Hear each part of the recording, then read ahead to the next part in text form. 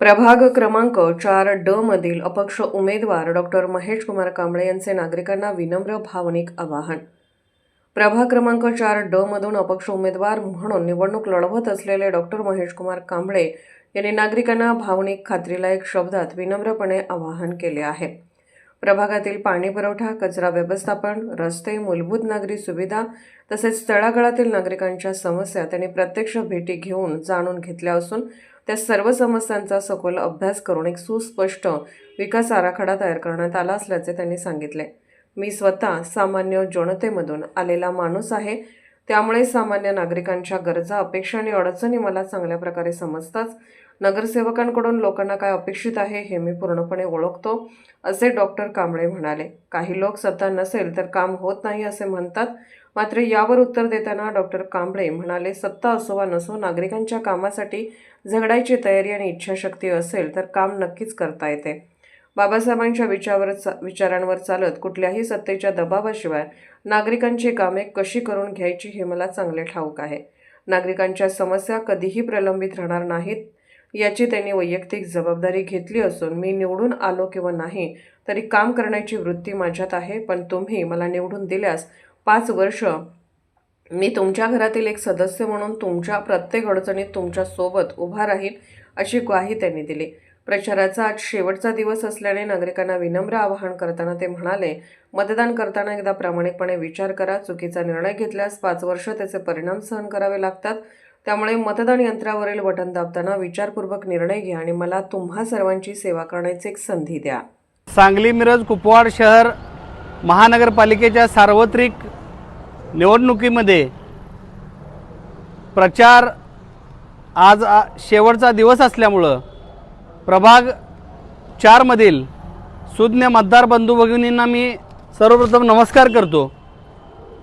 गेले 10-12 दिवस जो निवडणुकीच्या अनुषंगानं मी स्वतः अपक्ष म्हणून प्रभाग 4D मधून निवडणूक लढतोय आणि ही निवडणूक लढत असताना गेले 12-13 दिवस मी प्रचाराच्या दरम्यान या प्रभागातल्या सर्व जाती धर्मातील सुज्ञ मतदारांशी, बंधू भगिनींशी भेटीगाठी घेतल्या, त्यांचे प्रश्न जाणून घेतले, त्यांच्या अडचणी जाणून घेतल्या आणि त्यामध्ये मोठ्या प्रमाणात मला प्रभाग 4च्या मतदारांचा भरघोस पाठिंबा पण मिळाला, चांगला प्रतिसाद मिळाला।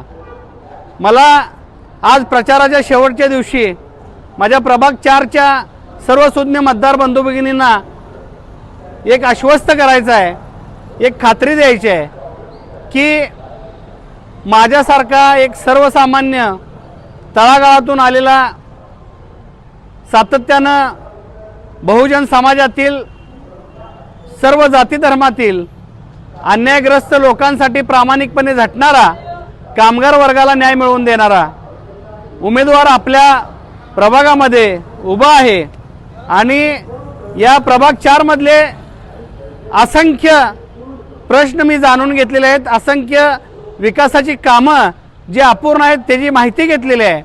प्रभाग 4 मधल्या सर्व जनतेला मी हात जोडून विनंती करतो की ही लढाई धनशक्ती विरुद्ध जनशक्ती आहे। गेली 10-15 वर्ष जे नगरसेवक आहेत ते पैशानं गलेलट्ट आहेत, ते पैसे वाटतील, आमिष दाखवतील। त्याचबरोबर दुसरे प्रतिस्पर्धी उमेदवार सुद्धा त्याच ताकदीचे आहेत। पण प्रचाराच्या दरम्यान मला जो आपल्या प्रभाग 4च्या सर्व मतदार बंधू भगिनींनी जो प्रतिसाद दिला त्यावरनं मला एक विश्वास वाटतोय की निश्चितपणानं उद्या परवा दिवशी 15 तारखेला जे मतदार होणार आहे त्या मतदानामध्ये आपला आशीर्वाद रूपी मत मला मोठ्या प्रमाणात मिळेल आणि 16 तारखेला निश्चित या प्रभाग 4Dच्या माझ्या विजयाच्या अनुषंगानं आपण मोठं परिवर्तन घडवाल अशी मी अपेक्षा व्यक्त करतो।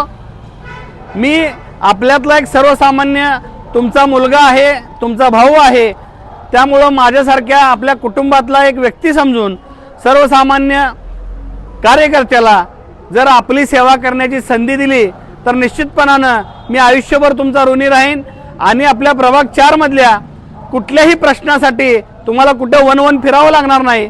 मी स्वतः तुमच्या दारामध्ये येऊन तुमचे प्रश्न जाणून घेऊन 100% सोडवण्याचा प्रामाणिक प्रयत्न करेन आणि प्रभाग 4 मध्ये एकही समस्या शिल्लक ठेवणार नाही। तेव्हा पुन्हा एकदा मी हात जोडून सर्वांना विनंती करतो की मला आपण या प्रभाग 4 मध्ये निवडणूक लढवत असताना माझं चिन्ह लिफाफा म्हणजे बंद पाकिट आहे, ते 2 नंबरला आहे आणि ड गटामध्ये 2 नंबरला लिफाफा या चिन्हासमोरील बटन दाबून मला आपण विजयी करावं असं मी पुन्हा तुम्हाला हात जोडून विनंती करतो। आणि तुमची सेवा करण्याची मला संधी मिळाल्यानंतर तुम्हाला कधीही पश्चातापाची वेळ येऊ देणार नाही अशा पद्धतीची खात्री देतो थांबतो। जय भीम, जय शिवराय, जय जिजाऊ, जय महाराष्ट्र।